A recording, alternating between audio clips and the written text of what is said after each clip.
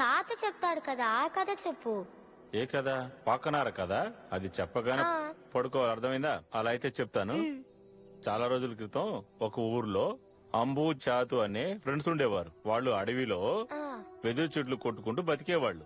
ఎప్పట్లాగే ఆ రోజు కూడా అంబు చాతు కలిసి ఏనుగులు, సింహాలు, పులులుండే అడవికి వెళ్లారు. వెదురు నరకడానికి వెళ్లారు. ఎందుకు?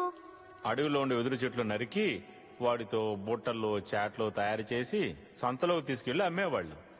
అమ్మి ఆ డబ్బులతోటి వాళ్ళు బియ్యం, పప్పులు కొనుక్కొని వాళ్ళ కుటుంబాన్ని పోషించుకునేవాళ్లు. బుట్టలు, చాటలు అమ్మితే అంత డబ్బు వస్తుందా? పెద్దగా డబ్బులేం దొరకపోయినా వచ్చిన వాటితోనే వాళ్ళు సంతోషంగా జీవించేవాళ్లు.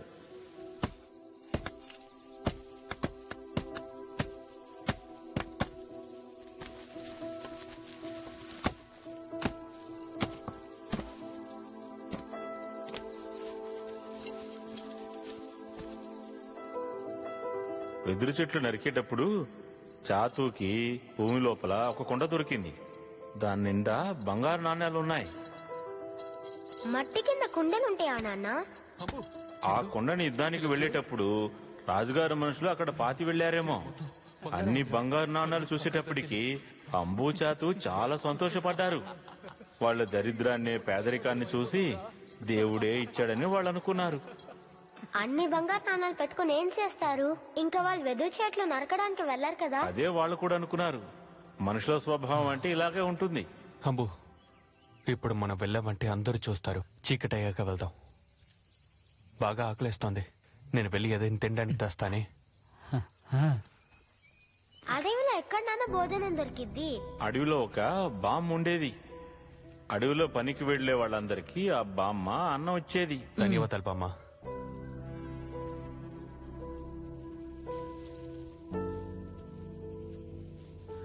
భోజనం తీసుకొచ్చిన చాతుకి అంబు అక్కడే కనిపించలేదు. అంబు బంగారు నాణాలు తీసుకుని వెళ్ళిపోయాడా? నువ్వు కుయ్యి కుయ్యి అని మాట్లాడుకో. నేను చెప్తానుండు.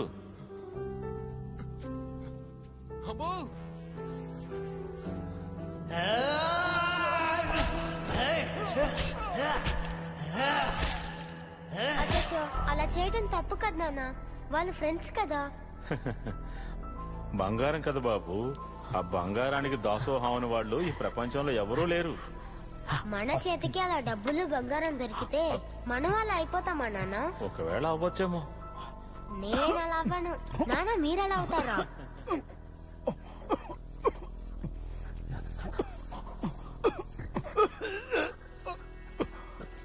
అదేంటి రక్తం? దొరికిన బంగారంలో సగం అంబుకివ్వడానికి చాతుకు అసలు ఇష్టం లేనే లేదు. బామ్మ ఇచ్చిన అన్నంలో చాతు విషం కలిపేశాడు. అప్పుడు బంగారు నాణాలు ఎవరికి దక్కలేదు కదా బాబు. అత్యాశ ఉంది కదా, అది మన మనసులోకి వచ్చిందంటే బంధాలు, స్నేహితాలు ఏవీ ఉండవు. అది మనల్ని ఊరికే వదలదు. దాని శక్తి అలాంటిది.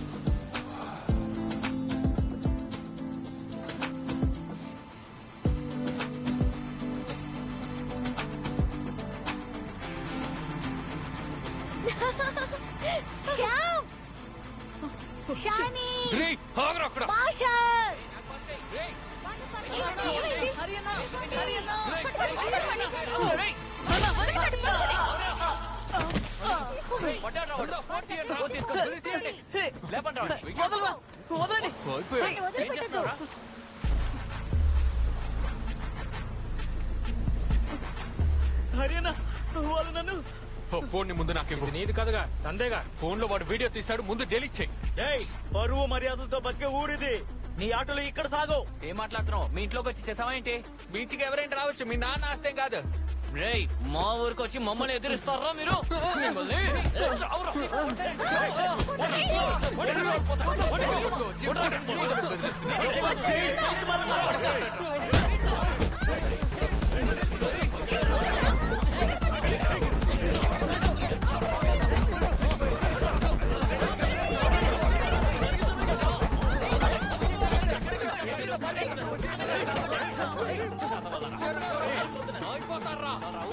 ఇది మా ఊరా పార్క్ కాదు. మీ సీన్లు వేరెక్కడ పెట్టుకోండి, అర్థమైందా?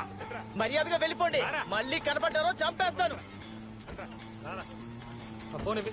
టైం బాగుందిరా, అందుకే ప్రాణాలతో బయటపడ్డారు. రే హరి, వాడు మన నారాయణ కొడుకు ఏ అనుకుంటాను. నారాయణ? మన పార్టీ నాయకుడు. ఆయన కొడుకు విదేశాల్లో ఉన్నాడుగా. మన ఊరికి వచ్చి సమస్య చేసినా ఆడు ఎంతోడైనా సరే ఊరుకునేది లేదు.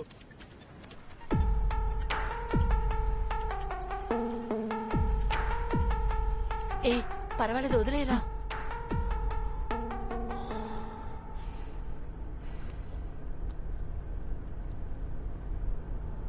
హలో సురన్న,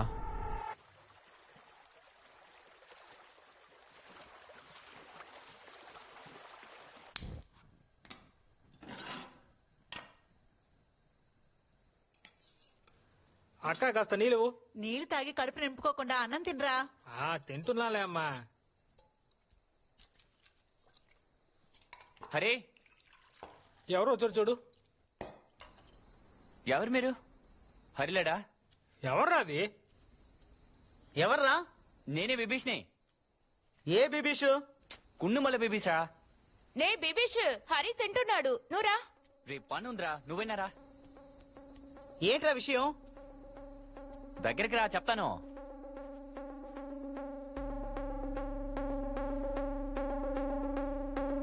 ఎవరా అది?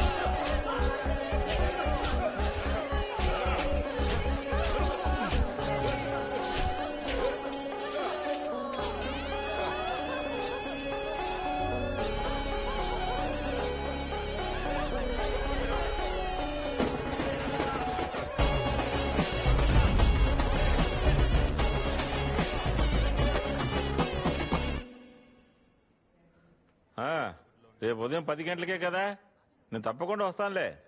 సీఎం అప్పుడే కదా వస్తారు, మీరేం భయపడకండి.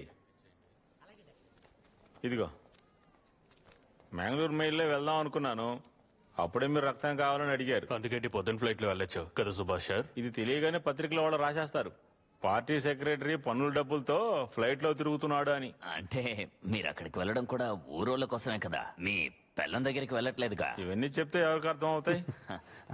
ఇప్పుడు ఎలా ఆ, ఉంది ఏం సార్? లేదు. సార్ వయసు ఎంత సార్? 58. ఇది నీకు. బాగా చదవాలి, పెద్ద డాక్టర్ అవ్వాలి. Very good. నీకోసమే వచ్చి రక్తం ఇచ్చానమ్మా. రేర్ గ్రూపు కరెక్టే కదా. పెద్దగా నాయకుడు అవుతాడు, బాగా చూసుకో. ఏంటి ఏంటి బాగున్నావా? చాలా థ్యాంక్స్ అన్నా. రే, ఇదంతా నా డ్యూటీరా. నేను బతికేదే పార్టీ కోసం. నా శరీరం ప్రాణాలు మీకోసం, పార్టీ కోసమే. వస్తాను.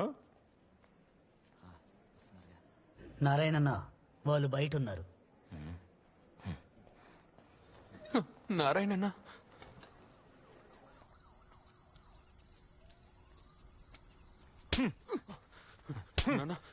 నారాయణన్న వద్దు. ఏం పీకడానికి మళ్ళీ ఇక్కడికి వచ్చావురా? రేపే ఇక్కడి నుంచి వెళ్ళిపో. గంజా తాగడానికి, సోగ్గా తిరగడానికి ఇదేమి ఇంగ్లాండ్ కాదు. పోరా ఇంటికే. నీకు కూడా కలిపి చెప్పాను, గాడిదెల్లారా. వెళ్ళండి లోపలికే.